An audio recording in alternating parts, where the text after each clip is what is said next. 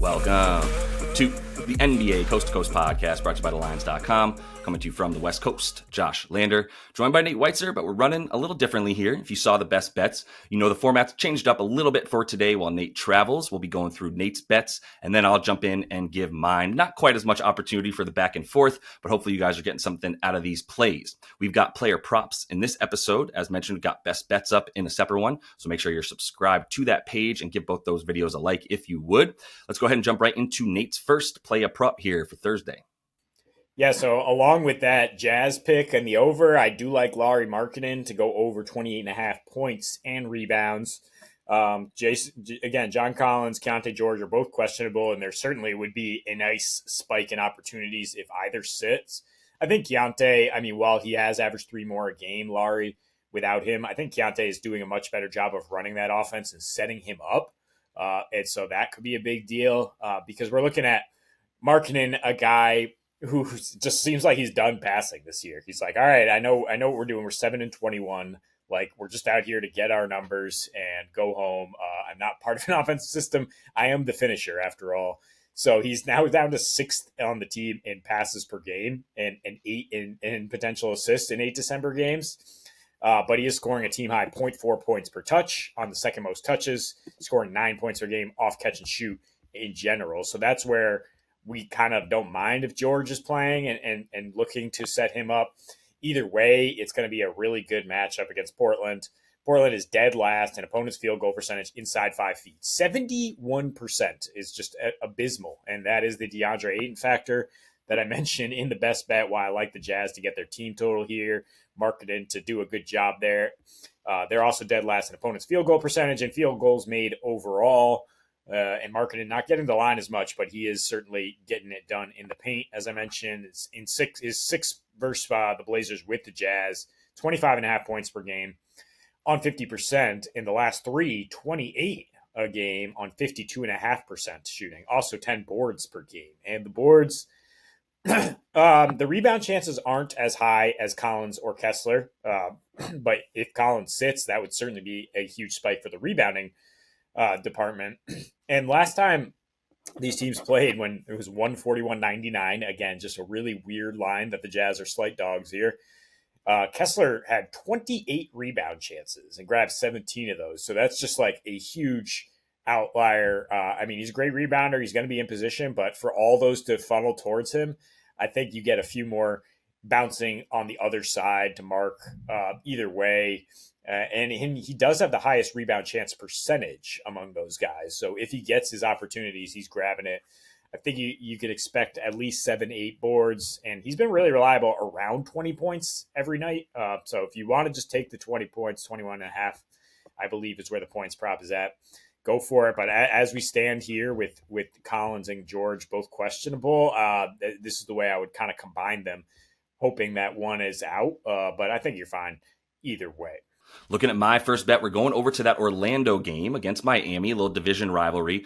And we're going back to the well with Jalen Suggs. 5+ rebounds is plus 125 on DK. You can actually get that for plus 140 still, I believe, on Bet365 if you have that available in your area. So definitely recommend shopping those lines around. But I'm taking the 5+, even though you can get over 3.5 for Suggs. I'm skipping that minus 160 and just going for the juice here for the 5+ for him. This just hit in the last game against those C's, and Miami is actually worse limiting point guard rebounds than the Celtics, who we already knew were in the bottom half of the league because they shoot so many threes. The long rebounds tend to come out to the guards, and you see guards get a few more boards against the Celtics. Similar case for Miami, who also shoots a ton of threes right now. It's the best form of their offense is when they're making threes and raining them down because they don't have much else, to be honest, right now, outside of like hero driving because Jimmy's not even going to be on this team pretty soon. But more importantly for Suggs, like I love what he's doing here without Paolo and Franz, and now without Moritz Wagner as well. Not going to see Mo out there anymore this season with the knee injury. Really shitty for Orlando. Really, really enjoyed watching that team sort of rise up,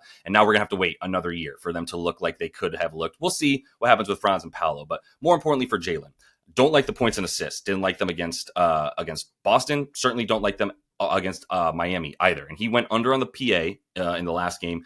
It's not a bad little sort of negative correlated parlay if you wanted to play like Jalen Suggs under points, but Jalen Suggs over rebounds or something to that effect. This Miami team is giving up the second most rebounds to point guards. They're also in the bottom 10, limiting point guard assists. So I would leave the assists out of any unders that you were taking if you were fading Jalen Suggs. I would probably just fade the points and keep the rebounds to the over. And rebounds and assists as well, not a bad look. But what's key here is you look at him when he's on the floor without Franz and Paolo more specifically. Moritz is another addition to this list now of guys that won't be on the floor. But with Paolo and Franz off the floor, so far we've had the 5 games. Suggs gotten 5 boards in all but one of them now. Actually had 6 in 3 of the 5. And then we're talking about him when he's on court and Paolo and Franz are off court, even when the games that they've played. When we've seen Suggs on floor without them on the whole this season, he's looking at about 7 rebounds per 36 minutes. So I think if you play him 30 to 30, well, he's going to get the 35 minutes plus. If this is close at all, he is their offensive weapon at this point. They don't have much around him in the way of ball handling or breaking down the offense, other than guys like Cole Anthony, who you don't trust on offense, Anthony Black, you don't really trust to shoot. So you're kind of giving up stuff no matter who else you sub in for Suggs, which is why he's going to keep playing a ton of minutes in a game that should be pretty close. I mean, they've just surprised us by beating the Celtics. I wouldn't count this Orlando team out at all. Jamal Mosley is an absolute wizard right now, but I like Suggs on the boards because of what he does and how crucial he is to this rebounding in a good matchup for guards getting boards against a team like Miami.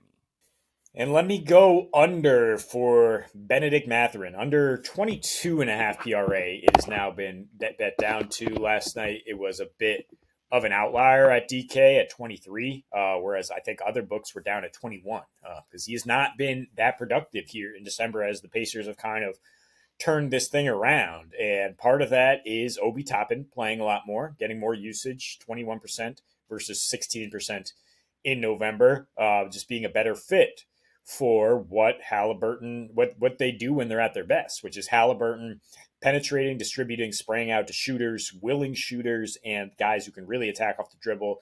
Mats can do that, but I mean, he's just not a great catch and shoot guy, apparently. And I mean, the numbers are kind of baffling when you daffle into it, is how bad he's been. 11th, last on the team of anyone who plays minutes, not qualifying guys, 11th in catch and shoot points per game in December, shooting 27% on those. So, I mean, how often is Halliburton going to be looking for him?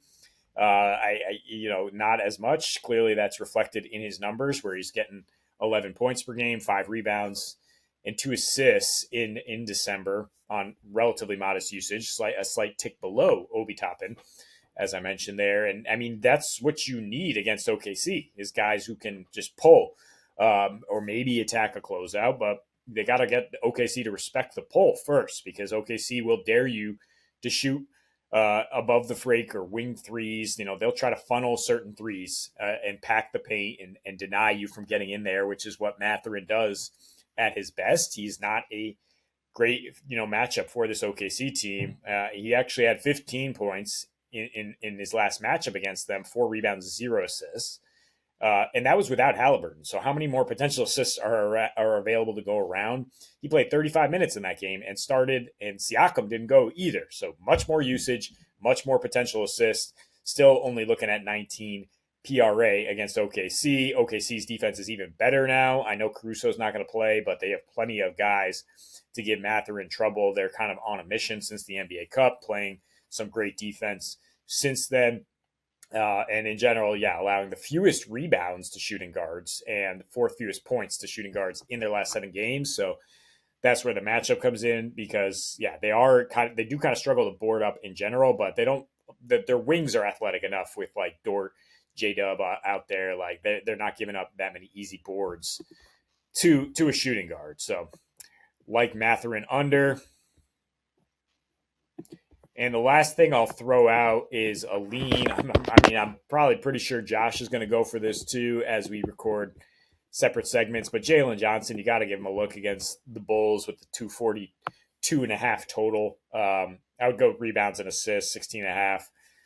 Just because, he averages this in his last 7 for sure. But it's just crazy pace when you play the Bulls. They're so bad defending power forwards, so bad limiting this stuff. He went 25, 13, and 5 against them last time. His rebound chances are a very, very slight dip with Larry Nance playing the last 4 more. But I think because of the matchup, the Bulls shooting so many threes, you're going to get more opportunities for longer rebounds, and that's where Johnson thrives, and then he should be able to facilitate on the other end. So maybe this is a response to Josh taking him because I know we both love Jalen Johnson. Final player prop here that we have for Thursday, going with Miles Turner. Going to take a little over on the points at 14.5. Actually, don't mind it if you want to add the rebounds or play the rebounds separately, something like that with him, because I do think boards, as we know, 4 centers against the Thunder are going to work out. The Thunder are basically the second worst rebounding team in the league. And if you're a tall center against this squad, you should have some success, especially for Miles Turner, who's probably going to pull Hartenstein from the basket at times on offense. And then we'll see him kind of crashing those offensive boards as a result, running down the lane, trying to pick those up. So maybe a couple offensive boards, but more importantly, I think he's going to be scoring off of the 3 and off of some putback stuff, right? He is bigger than Isaiah Hartenstein and big enough to be able to really hang down low on the offensive boards and get those putbacks. Also think the post up and the roll man play will be there for him as well. Now, the Thunder are very good at limiting the roll man. They're very good against the pick and roll as a whole, but they're not necessarily as good against the pick and pop. And Miles Turner is going to have the ability to pop more than he'll actually roll in this one and get some threes up as a result. So I do like him to have a couple threes made in this game, 2+. And when he makes 2+ threes in a game this season, he's going over 14.5 points in more than half of those games. Really nice hit rate up at about 65%. So the 2 threes is a really crucial number to indicate that Miles is going to go over on his points as well. And it's a -170 or so to the over on 1.5 threes. So the books are giving us a very high implied probability that Miles Turner gets 2 threes. And we know that the correlation between him getting 2 threes and getting his points is very, very high. So it kind of leads us to like the points even more than the threes because we get the juice, right? We don't have to do -170 for the threes. When we take the points, you can get those at about -115 for him to get 15+. You also look at the spot up stuff. If you're a spot up shooter against the Thunder, you're going to be in a lot better position to score as they're very, very good on ball. We've talked about this, very good pressuring the ball handler, not as good limiting the spot up guys or the catch and shoot off ball players. And that's Miles Turner. We know he's mostly going to be either shooting off putbacks, rolling to the hoop, or off of the 3, right? That's the Miles Turner game. And I think this is a very perfect game, tailor-made for him to do this. He did it twice last season against this team, which was a much different team, but it still was like Chet Holmgren at center, which